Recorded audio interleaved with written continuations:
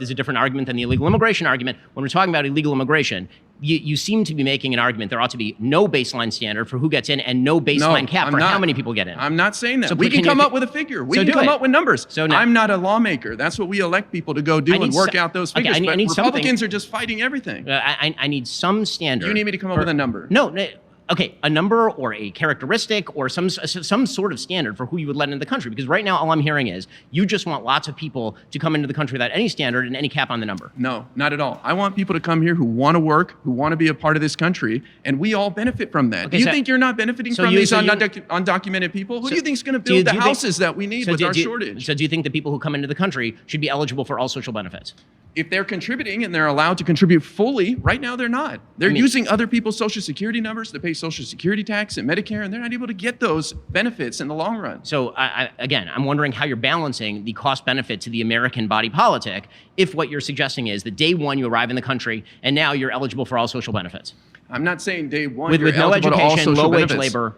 Well, we can work all these details out. You're fighting over that's the core of the argument. Really, you're upset that somebody who comes to this country and works hard and makes your life better and cheaper is going to get Social Security 40 years from now? No, not Social Security 40 years from now. Medicaid today. So wouldn't you rather than get Medicaid and get preventative care than go to the hospital where it costs you, the taxpayer, 10 times more money? My point, as it has been from the beginning, is that you need screening procedures for immigration. So you're saying Border Patrol is failing then to screen these people properly? Is that the accusation you're making? I'm making the case that Border Patrol certainly is failing. How do you know because you talked to a couple Border Patrol agents? You know, that is so insulting to our Border Patrol who's fighting every day on the front lines. You think they're not screening these people and they're being bamboozled by some people claiming asylum and tricking them? No, because literally today, the FBI announced that an Afghan national was let in without vetting and tried to plan a terrorist attack on election day. Oh, it's just one. So one guy. You know how many terrorists were caught by the border under Trump? There are over zero. There are over three. At least we're catching them. There are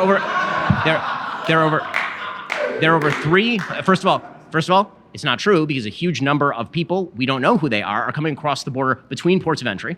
Second of all, you're talking in this country right now at least 300,000 minors. We have no idea where they are. Oh, that is nonsense. That is not nonsense. No, it is. It is